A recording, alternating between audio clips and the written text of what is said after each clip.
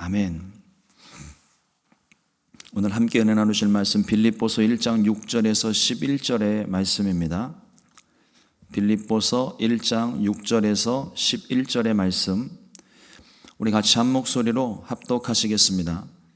너희 안에서 착한 일을 시작하시니가 그리스도 예수의 날까지 이루실 줄을 우리는 확신하노라.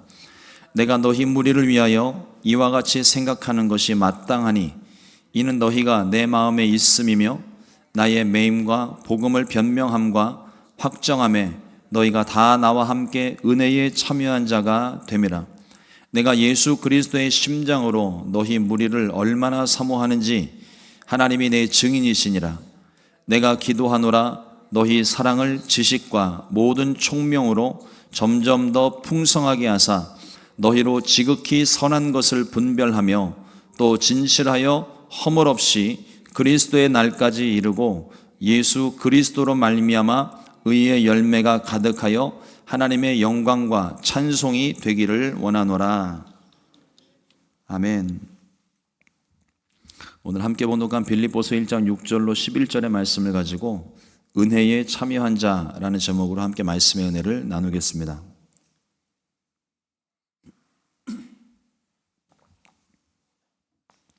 어제 오늘 고난주간 특별 새벽기도의 둘째 날로 우리가 함께 모였습니다. 어제 우리는 주 안에 갇혀있던 바울에 대해서 말씀을 나누었습니다. 바울이 이 옥중서신을 기록할 당시만 해도 로마 감옥에 갇혀져 있는 상황이었지만 그는 감옥에 갇힌 그것을 굳이 부인하지는 않았겠죠. 그러나 감옥에 갇힌 것보다 더 크고 더 귀한 것에 자기가 사로잡혀 있는 것, 매여 있는 것을 분명하게 보았습니다. 주 안에 갇힌 나, 주 안에 사로잡힌 자신을 보았던 것입니다. 그러므로 그가 감옥에 있든지 어디에 있든지 그건 중요하지 않은 거예요. 주 안에 있는 나 자신을 거기서 발견했기 때문에 그곳이 감옥이든 사망의 골짜기든 더 이상 환경이 문제가 되지 않습니다.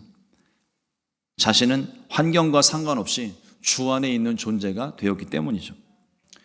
그곳이 광야이든 푸른 초장이든 주 안에 있으므로 또 주님이 함께 계심으로 그곳은 천국으로 이미 변화된 것입니다. 그래서 오늘 우리가 다시 한번 좀 마음 가운데 새겨야 되는 건 지금 저와 여러분들이 걷고 있는 길, 또 환경, 어떤 분은 꽃길을 걷고 계실지 모르겠지만 어떤 분들은 참 힘들고 외로운 길을 홀로 지금 걷고 있을 수도 있습니다. 그러나 그것이 우리에게는 조금도 문제가 되지 않는다는 거예요. 우리 모두가 다 똑같이 주님 안에 있는 사람들입니다. 주님께 묶인 사람들이에요. 잊어버리지 마시고 어떤 환경이 있든지 넉넉히 이겨내고 또 지금 조금 힘들고 어려운 상황들일지라도 그곳을 주님과 함께 천국으로 변화시키는 저와 여러분 되기를 주님의 이름으로 축복합니다. 오늘은 이 말씀에서 표현하고 있는 것처럼 은혜에 참여한 자에 대해서 함께 말씀을 나누려고 합니다. 우리가 은혜를 받았다 라는 말을 사용할 때 어떤 의미로 그거를 이야기를 하시는 걸까요? 아주 가끔입니다. 아주 가끔 그런 경우들을 만날 때가 있습니다. 저도 그 자리에 앉아서 설교를 듣고 예배를 드리고 하는데 설교의 내용이 갈피를 못 잡고 막 혼란한 상황인데 그분이 아주 재미난 예화를 들어서 사람들이 박장대소하고 웃었어요. 그리고 나오면서 하시는 말이 은혜 받았대요. 반대 경우도 있습니다. 아주 가슴절절한 예화를 들으면서 사람들이 펑펑 눈물을 쏟아요. 그리고 나오면서 하시는 말이 은혜를 받았대요. 여러분, 은혜를 받았다는 게 물론 웃는 가운데 은혜 받으실 수 있습니다. 눈물 짓는 가운데 은혜 받을 수 있어요. 그러나 그것이 그 기준이 분명히 어디에 있는지를 우리가 좀 분명히 좀 알아야 됩니다. 은혜 받는 기준은 내가 그 웃는 가운데, 우는 가운데, 또 말씀을 듣는 가운데 하나님이 나를 사랑하신 그 사랑을 깊이 체험할 때, 그때 우리가 은혜를 받았다고 보통 이야기를 합니다. 근데 우리가 이 은혜라는 것을 사용을 할 때 그냥 너무 쉽게 생각하고 있는 것은 아닌가 하는 생각을 좀 가끔씩 해요. 내 주관적으로 받는 은혜가 아닙니다.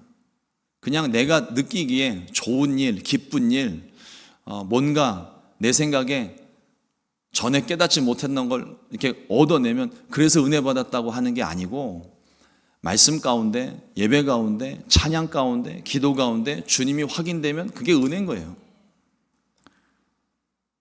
또 한 가지 우리가 생각해야 되는 게, 은혜라고 하는 것은 주님 안에서만 누릴 수 있는 거예요. 기독교의 어떤 고유명사화된 단어가 이 은혜라고 하는 단어인데, 세상에서도 사람들이 요즘은 그냥 좋은 일 있으면 아이고 은혜롭다 라는 표현 아주 드물게 세상 사람들도 사용을 합니다. 하지만 이거는, 은혜라고 하는 것은 전적으로 주님 안에서 누리는 은혜인 거죠. 그런데 우리가 그 은혜를 누리고 있는 것을 우리는 쉽게 생각하기를, 좋은 일이 일어나고 기쁜 일이 일어나고 기적 같은 일이 일어나면 그걸 당연히 은혜로 여기죠. 주님 안에서 누리는 좋은 일들은 당연히 좋은 일입니다. 은혜로운 일이죠. 그러나 괴롭고 슬프고 어렵고 힘든 일이어도, 고난을 만날지라도 주님 안에서 은혜로 받을 수 있습니다. 이 말은 우리가 주님 안에 있기 때문에 그렇다는 거예요. 힘들고 어려워도 내가 주님 안에 있으면 그게 은혜입니다. 이유는 주님 안에서 모든 것을 합력하여 선으로 바꾸실 뿐만 아니라, 주님 안에서 겪는 모든 고통과 어려움을 통해서 우리는 주님을 확인하고 주님을 얻기 때문이에요. 고난을 통과했는데, 정말 죽을 똥살똥하고 고난을 통과했는데 내 마음속에 공허함이 있고, 주님은 남지 않고 그저 문제 해결된 것에 대한, 이 문제가 지나간 것에 대한 안도의 한숨만 남아있다면 그거는 고난을 통과한 게 아닌 거예요. 고난을 통과했으면 반드시 주님이 남아야 됩니다. 내가 주님을 힘써 의지했던 그 주님이 내 마음 가운데 살아 역사해야 그 고난이 비로소 통과가 된 거예요. 그러면 이 주님을 얻고 난 다음부터는 무슨 고난이 와도 고난이 고난처럼 느껴지지 않는 거죠. 문제가 문제되지 않는 것입니다. 주님이 나와 함께 계시기 때문이죠. 이 은혜에 참여하기 위해서 우리는 첫 번째로, 가장 먼저 복음 안에 있는 자가 돼야 됩니다. 인간관계에 있어서 몇 가지 관계들을 좀 정리를 해보면요, 사람마다 기준이 좀 다르겠지만 제가 좀 생각하는 이 관계의 기준은, 모르는 사람은 아예 모르는 거니까 관계가 없는 거고요. 알기는 아는데 이름만 아는 사람들이 있습니다. 그러니까 보통 이제 비즈니스 관계로 만난 사람들이 네임 카드를 주고받으면서 서로 인사를 하고 돌아섰지만 그 사람의 얼굴도 기억 못하고 네임 카드 하나만 가지고 있는 거예요. 얼굴은 좀 기억할 수 있는지 모르겠지만 그 사람이 뭘 하는, 어떤 사람인지, 선한 사람인지 나쁜 사람인지, 사기를 치는 건 아닌지 전혀 알 바가 없는 거죠. 그냥 단순히 이름과 전화번호만 알고 있는 겁니다. 제가 바이든 대통령과 또 트럼프 대통령 후보를 아는 정도의 수준인 거죠. 난 그 사람에 대한 정보만 그냥 알고 있는 거고, 그 사람은 나에 대해서 존재 자체도 모르는 그런 관계. 또 여기서 조금 더 나가게 되면 안부 정도를 묻는 사람의 관계가 있습니다. 이해관계 때문에 조금 멀리하면 부담스럽고, 멀리하면 손해가 날 것 같고, 가까이 하기엔 너무 먼 당신이, 바로 이런 관계죠. 또 그 다음 단계를 생각해 보면 10년 만에 만났어도 서로의 생각을 이해할 수 있는 관계가 있습니다. 아주 절친한 관계죠. 한국을 오래전에 떠나서 미국에 내가 살고 있지만 고국을 방문할 때 그것이 5년 만에 만나는 것이 됐든 10년 만에 만나는 것이든 다시 만났을 때 옛날 얘기하면서 서로에 대한 이야기들을 나누고, 그런데 굳이 이야기하지 않아도 내가 참 힘들고 어려울 때 의지가 될 만한 그런 사람들, 아무 말 하지 않고 어떤 도움도 주지 않았는데 그냥 곁에 있는 것만으로 그냥 든든한 사람. 지금 제가 세 가지 부류의 사람들을 말씀을 드렸는데 지금 여러분들의 마음속에 생각나는 사람들이 있습니까? 이 사람은 이름만 아는 사람, 이 사람은 멀리하면 좀 내가 해로울 것 같은 사람,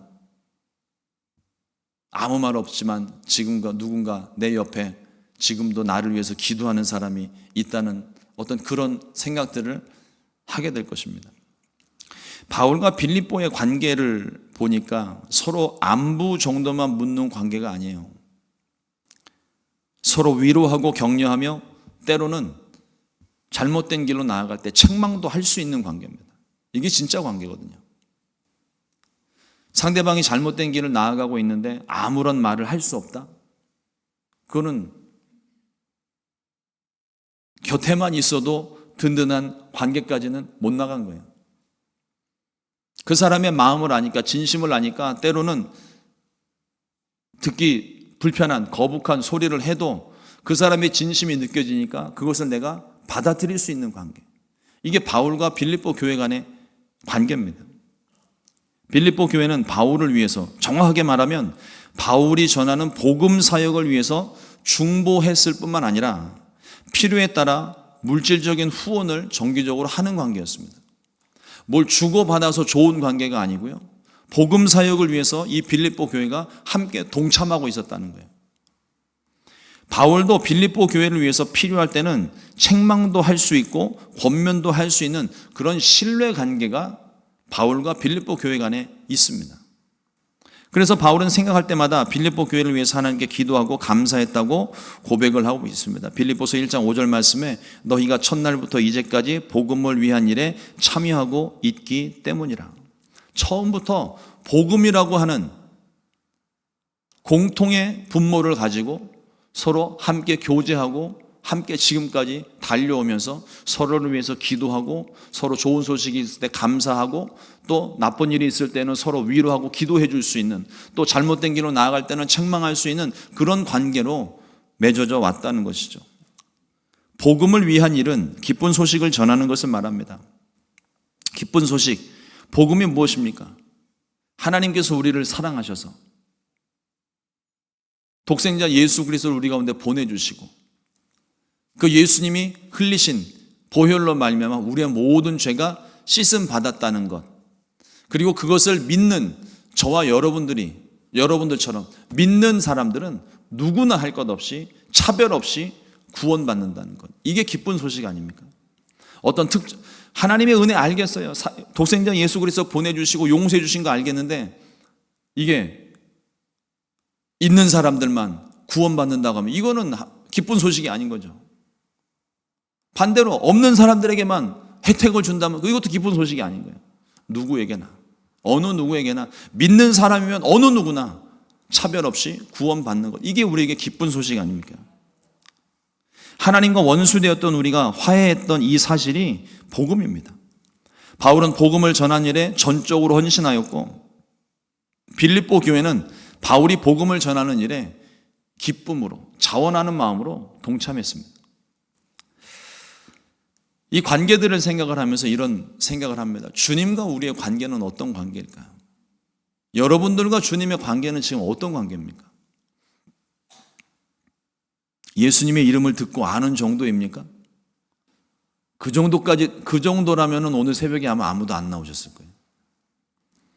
설교 말씀을 통해서 예수님에 관한 지식과 말씀에 대한 지식과 기적에 대한 이해를 가지고 있는 정도 되십니까?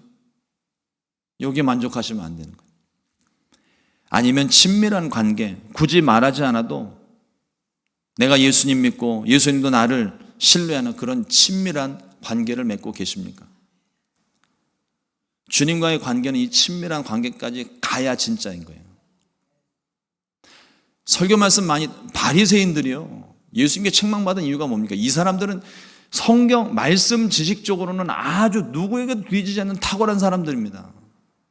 전설에 의하면 지금도 유대인 5명이 모이면 모세 오경을 줄줄줄 외운다고 그래요.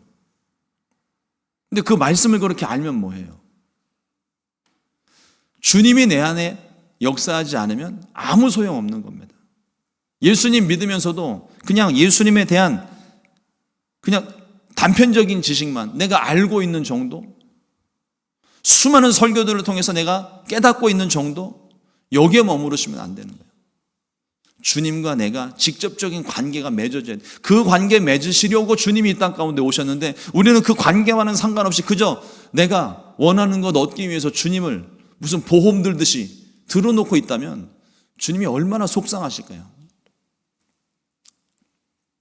주님과의 관계는 친밀한 관계가 돼야 됩니다. 요한일서 1장 3절 말씀에 보면, 우리가 보고 들은 바를 너희에게도 전함은 너희로 우리와 사귐이 있게 하려 함이니 우리의 사귐은 아버지와 그 아들 예수 그리스도와 더불어 누림이라. 우리가 말씀을 읽고 기도하며 예배하는 것은요, 우리가 가지고 있는 소원 성취, 목적을 이루기 위해서가 아니라 주님을 알기 위해서요. 율법이 아닙니다. 주님을 더 알고 싶어서, 더 교제하고 싶어서 사랑으로 행하는 일들이에요. 그리고 내가 만난 그 주님, 너무 좋은 이 주님, 사랑스러운 이 주님을 사람들에게 전하여 그들도 우리와 같이 내가 주님과 친밀한 관계를 맺음같이 그들도 우리 주님과 친밀한 관계를 맺을 수 있도록 하는 것이, 이게 복음을 전하는 일입니다. 특히 고난 중에 있는 사람들에게는 이 사귐이 누구보다도 필요해요.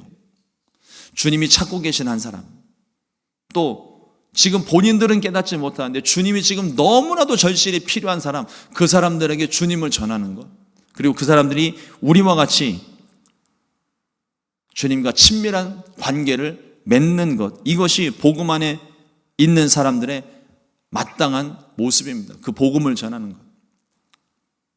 교회 안에 교회 공동체 안에서 성도들의 관계들도 한번 생각해 봅니다.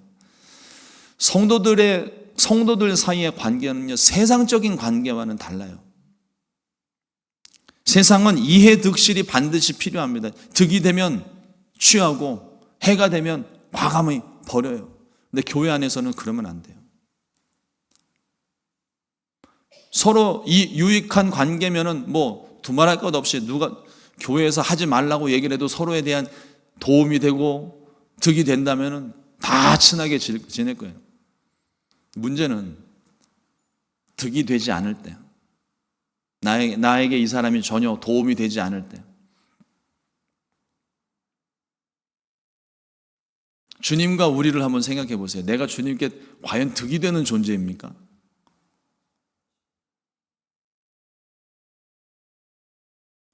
하나님은 홀로 거룩하신 분이십니다. 홀로 완전하신 분이세요.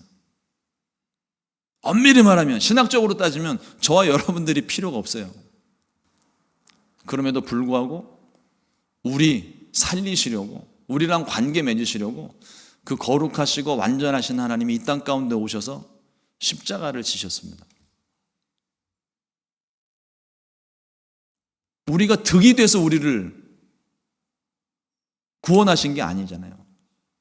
우리 여전히 죄인 되었을 때 주님께서 우리를 먼저 사랑하셨고 우리를 구원해 주셨습니다. 우리 그런 사랑받은 사람들이에요. 그런데 우리가 공동체 안에서 신앙생활하면서 조금 불편하면 잘라버리고, 교회에 좀 해가 되면 잘라버리고, 특히나 요즘은 이게 지금 점점 더 앞으로 그게 더 심해지면 심해질 것 같은데, 정치색에 따라서 교회 안에서도 이게 나뉘더라고요. 아주 극과 극입니다. 그래서 미국도 빨간색, 파란색이죠. 한국도 빨간색, 파란색이고, 옛날에는 컬러 TV가 나오지 않아서 그랬는지 모르겠지만 옛날에는 흑백으로 나누는데 요즘에는 빨간색과 파란색으로 나누더라고요. 교회 안에서도. 그래서 교회 안에서 정치적인 색이 다르면 안 봐요. 서로 나뉘어요. 혹시라도 그러면 안 되는데 강대상에서 종교색을 나타내게 되면 그 교회를 떠나요. 우리가 예수님을 왜 믿는 거죠? 바른 정치를 하기 위해서 예수님 믿는 게 아닙니다. 나를 구원해 주신 주님 그것 때문에 우리가 예수님 믿는 거잖아요. 서로의 생각과 입장들이 다를 수 있습니다. 그러나 그럼에도 불구하고 우리가 하나 될 수 있는 건 예수님 때문이에요. 그 예수님과의 관계가 있기 때문입니다. 내가 받은 사랑이 있었고 나는 주님께 아무런 득이 되지 않고 오히려 해를 끼치면 끼쳤지. 주님 속만 상하게 했지. 그런데도 불구하고 나를 사랑하신 주님은 나를 포기하지 않으셨다는 거예요. 지난 주일날도 우리 말씀 나눈 게 뭡니까? 사랑하시되 자기 사람을 사랑하실 때 끝까지 사랑하시니라. 끝까지 포기하지 않으시는 게 우리 주님이시거든요. 주님이 만약에 포기라는 것을 사용하셨다면 저와 여러분들은 희망이 없는 겁니다. 그런데 우리를 사랑하셨고 끝까지 사랑하셨기 때문에 우리가 그 사랑 때문에 구원받았고 지금 여기 이렇게 앉아서 예배할 수 있는 은혜를 누리는 거잖아요. 특히나 우리 교회 공동체 안에서는요, 우리가 한 가지 목적을 분명하게 해야 됩니다. 서로 사랑하고 복음 안에서 동역하는 관계. 서로 동역하는 겁니다. 담임 목사 한 사람만 앞에서 막 방방 뛰고 한다고 해서 교회가 부흥하는 게 아니에요. 우리 모두가 이 일에 동참해야 되는 거죠. 저는 특별 새벽 기도회가 참 감사한 게 뭐냐면 앞에 찬양하는 분들이 같이 서 있으니까 너무 든든한 거예요. 혹시라도 찬양을 하다 아침에 제가 목이 잠겨서 또 제가 이렇게 발성이 높은 음까지 가지 못하는 발성이라 막 삑사리도 내고 소리가 안 나올 때 있는데 그때 제가 잠시 마이크에서 사라져도 아무도 몰라요. 너무 좋아요, 저는. 교회 공동체는 한 사람이 세우는 게 아닙니다. 같이 세워가는 거예요. 저와 여러분들의 사명이 있어요. 저는 말씀을 전하는 자로, 우리 성도님들은 성도님들대로 기도하며 찬양하며 예배하며 방송하며 복음을 전하며 식당에서 복음 전도지를 전하는 모든 일들이 다 주님을 위한 일들 아닙니까? 제가 잊지 못하는 한 장로님이 계세요. 지금은 천국을 가셨는데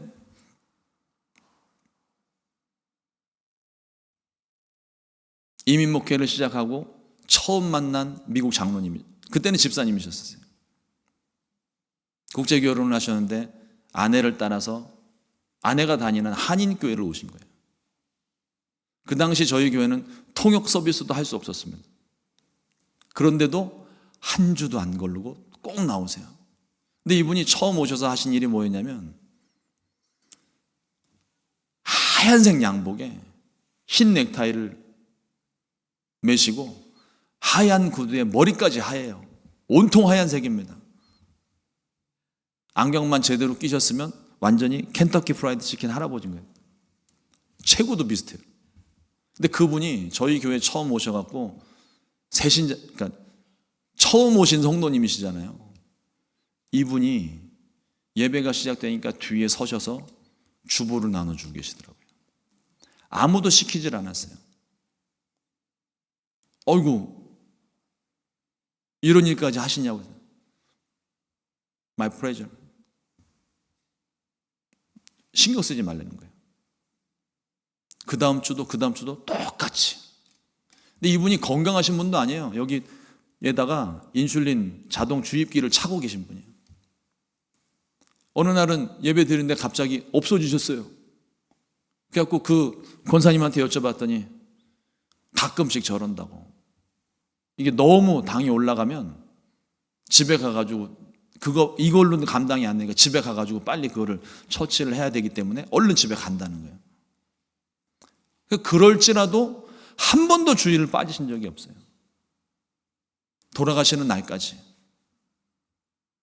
저는 그분의 그 모습이 참 제 마음 가운데 굉장히 인상 깊게 남았거든요. 그래서 그분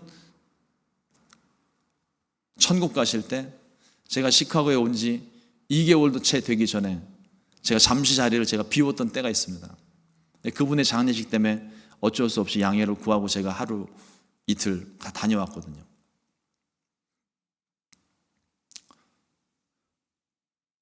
우리가 예수님을 믿고 예배하는 이 공동체 안에서 저와 여러분들이 할 수 있는 일들이 분명히 있습니다. 예배만 드리고 가는 게 아니라 내가 주님을 위해서 무엇을 할 수 있을까? 주보를 접을 수 있고요. 헌금 봉투를 주보에 끼워 넣을 수도 있고요. 아니면 교회 청소를 할 수도 있습니다. 눈에 보이는 먼지 하나 집어서 버리는 것도 성전을 아름답게 하는 거룩한 사역인 거예요. 내가 할 수 있는 일이 무엇인지를 찾아보고 할 수 있는 일들을 하세요. 이게 우리 모두가 다 같이 동역하는 공동체이기 때문에 그 일이 가능한 겁니다. 내가 할 수 있는 일이 무엇일까? 오늘부터 기도하고 찾아보시고 당장 내일부터 시작하십시오. 내일부터 말고 오늘부터 시작하세요. 우리 모두는 복음을 전파하는 공통의 사명을 가지고 있습니다. 땅끝까지 이르러 내 증인이 되리라. 온천에 다니며 만민에게 복음을 전파하라. 분명히 말씀하시. 서로의 배경과 환경이 달라도 우리는 모두 이 공동의 사명을 가지고 있습니다. 카일 아이들먼의 책 팬인가 제자인가라는 책이 있습니다. 저희 교회에도 이 책이 있는지는 제가 확인은 안 해봤는데 못 봤던 것 같아요. 근데 이 책에 보면은요, 가장 큰 차이 중에 하나, 우리가 예수님을 믿으면서도 내가 팬심으로 예수님을 믿는 것인지 아니면 정말 제자된 마음으로 예수를 믿는 것인지 이걸 얘기를 하는 거거든요. 가장 큰 차이 중에 하나는 팬은 같이 있을 때는 열광하다가 시간이 지나면 집에 가는 사람들인 거예요. 예배 드릴 때는요, 뜨겁게 기도하고 찬양하고 방방 뛰는데 문 열고 나가는 순간 세상 사람들과 똑같은 사람들. 일이 잘 풀릴 때는요, 시간을 쪼개고 없는 시간 내면서 쫓아다니며 응원을 하지만 반대 상황이 되면 언제 그랬냐는 듯이 뒤도 안 돌아보고 돌아서 버리는 사람들입니다. 이걸 팬심이라고 이야기를 하죠. 요즘 K-팝이 열광하잖아요. 작년에도 보니까 뮤직 페스티벌 하는데 시카고에 엄청난 군중들이 모여가고 거기 페스티벌 하는데 K-팝 스타 탁 나오니까 난리가 났대요. 난리가. 이런 콘서트가 있는 날이면 열일 다 제껴놓고 참석을 합니다. 비싼 돈 들여 참석을 합니다. 비행기 타고 온대요. 그런데 콘서트뿐이지 그 이상도 이하도 아닌 거예요. 이러다가 어떤 루머나 하나 터지면 뒤도 안 돌아보고 팬심 다 내려놓는 게 그게 팬들인 거예요. 실망하고 모든 열기는 사라집니다. 반면 제자는 그렇지 않습니다. 항상 동행하며 멀리 있어도 보이지 않아도 늘 같은 마음으로 응원하며 따르는 사람들이에요. 예수님을 섬기고 따르는 사람들입니다. 세상 모두가 이 예수님을 거부해도 우리는 끝까지 외면하지 않고 끝까지 따라가는 사람들. 이게 진짜 제자라는 거죠. 주의 고난에 동참하는 저와 여러분들은 적어도 팬심은 아니겠죠. 진심이어야 됩니다. 내가 얻는 것이 있든지 없든지 나를 죄에서 구원하신 주님의 사랑 하나만으로도 주님을 포기할 수 없는 겁니다. 세상 것들로 가치를 따질 수 없는 지극한 사랑, 극진한 사랑을 우리 모두가 다 받았기 때문이죠. 죽었던 우리를 살리셨습니다.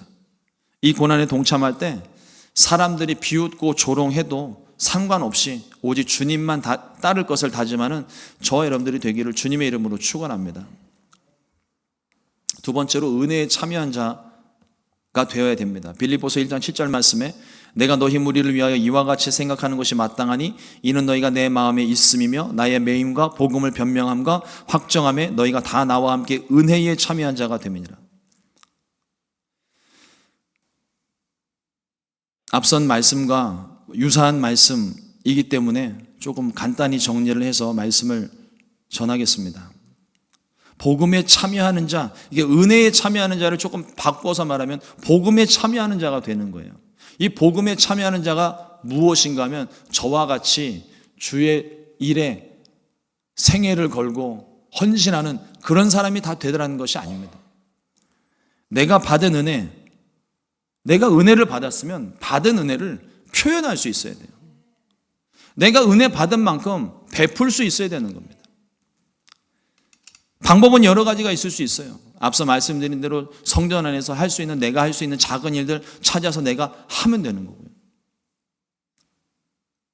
또 세상 가운데서도 내가 받은 은혜를 표현할 수, 얼굴로 표현을 하든지 행동으로 표현하든지 섬김으로 하든지 구제를 하든지 선교를 하든지 내가 할 수 있는 일들은 무궁무진합니다.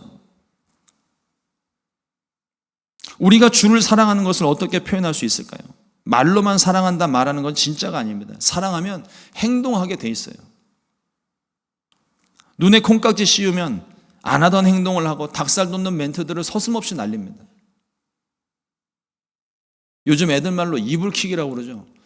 말을 해놓고 집에 갔는데 닭살이 너무 돋아서 소름 돋아서 이불을 걷어 찬다는 게 이불킥입니다. 사랑을 하면 그게 나와요. 멘트가 나와요. 할 수 있어요. 집에 가서 이불킥을 할지라도 사랑하면 그걸 표현할 수 있습니다. 나이가 좀 들면서 이게 조금 변하는 것 같아요. 젊었을 때는 닭살 멘트를 날리지 않고 이벤트는 좀 젊었을 때만큼 닭살 멘트 날리지 않고 이벤트는 좀 줄여도 서로에 대한 이해가 생기고 곁에서 지지해주는 은근한 사랑이 되어지는 것 같아요. 그러나 이거조차도 역시나 말로만 사랑한다 말하는 것이 아니라 그 사랑이 어떤 모습으로든 표현이 돼야 되는 거예요. 젊었을 때처럼은 아니더라도 곁에서 지지하고 응원하고 표현하는 것은 반드시 필요합니다. 주님을 사랑하면서도 마찬가지예요. 요한복음 14장 15절 말씀에 주님 뭐라고 말씀하시냐면 너희가 나를 사랑하면 나의 계명을 지키리라. 여러분, 우리가 말씀을 지키는 게 어떤 마음으로 말씀을 지키십니까? 의무감으로 지키시지는 않습니까? 앞에서 담임 목사가 이거 해야 된다고, 말씀 지켜야 된다고 막 침토해가 튀겨가면서 막 얘기를 하니까, 그러니까 어쩔 수 없이 귀찮아가지고 참 저렇게 침 튀겨가면서 이야기하는 게 너무 불쌍해서 그래서 마지못해서 말씀을 지키시는 건가요? 뭔가 말씀을 안 지키면 막 내 일이 잘못될 것 같고 건강에 문제가 생길 것 같아서 그래서 말씀 지키고 계시는 건 아니에요? 그건 다 율법주의입니다. 안 하면 안 될 것 같아서 해야 되는 것은 다 율법주의예요. 예수님이 분명히 말씀하십니다. 사랑하면 나의 계명을 지키리라. 내가 가족들을 사랑하고 자녀들을 사랑하고 연인들을 사랑할 때 그때는요, 상대방이 시키지 않아도요, 벌써 눈치로 벌써 뭐가 필요한지 다 알고 굳이 해주지 않아도 되는 막 퍼주고 해주고 막 그러잖아요. 주님을 향한 마음도 똑같은 거예요. 내가 주님을 사랑하면요, 주님이 굳이 말씀하지 않으셨어도 내가 그것을 얼마든지 할 수 있고요. 주님이 말씀하신 것처럼 아이고 주님이 말씀하시니까 내가 더 사랑하는 마음으로 더 참여해서 이 말씀을 지킬 수 있는 거예요. 율법적으로 우리가 순종하는 것이 아니라 사랑하면 순종하게 되는 거예요. 그게 진짜 변화가 일어나는 거죠. 이 복음사역에 동참하는 것, 사실은 내가 헌신하는 것 같지만요, 주님이 이루시는 일들입니다. 내 안에 살아계시는 주님이 행하시는 일들이에요. 내 안에 역사하시는 성령께서 이루시는 일들입니다. 빌립보서 1장 6절 말씀에 너희 안에서 착한 일을 시작하신 이가 그리스도 예수의 날까지 이루실 줄을 우리는 확신하노라. 처음부터 예수님이 내 안에 착한 일을 시작을 하셨고 그것이 중간에 멈추어지면 안 된다는 거예요. 주님 오시는 날까지 우리 안에 주님은 계속 일을 하실 것이고 계속 성령으로 깨닫게 하실 것이고 우리에게 필요한 것을 공급해 주실 것입니다. 주의 복음을 위해, 선한 일들을 위해 주님께서 행하시는 일들이에요. 그리고 또 한 가지 우리가 잊지 말아야 될 것, 말씀드린 것처럼 주님이 이루어 가시는 일이기 때문에 이거는요, 내 힘으로 하는 것이 아니에요. 성령께서, 내 안에 계신 주님께서 이루시는 일들입니다. 그러므로 내가 순종하면 내 안에 역사하시는 성령께서, 살아계시는 주님께서 이 사명을 주님이 이루어 가시는 거예요.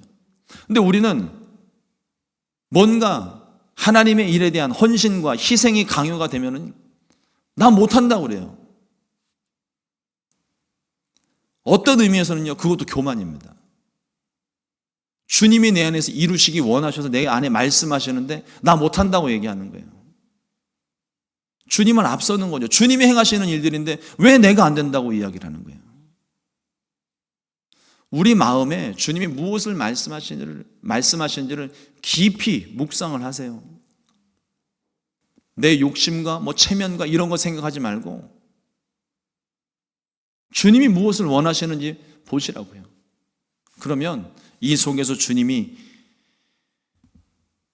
말씀하시는 것들을 우리가 들을 수 있습니다. 그러므로 이 진리를 아는 사람은요, 고난 중에도 감사할 수 있고 힘든 중에도 찬송할 수 있고 기쁨으로 그 사명을 감당할 수 있는 겁니다. 복음 안에 머무르게 되시기를 주님의 이름으로 축원합니다. 은혜 안에 머물게 되시기를 주님의 이름으로 축원합니다. 복음은 환경에 가로막히지 않기 때문에 반드시 이루어질 것이고, 은혜는 환경을 뛰어넘어 우리에게 임하시기 때문에 모든 것을 선으로 바꾸실 것입니다. 오늘도 주의 복음을 위해 또 은혜로 가득한 귀한 하루가 되시기를 주님의 이름으로 축원합니다. 기도하겠습니다.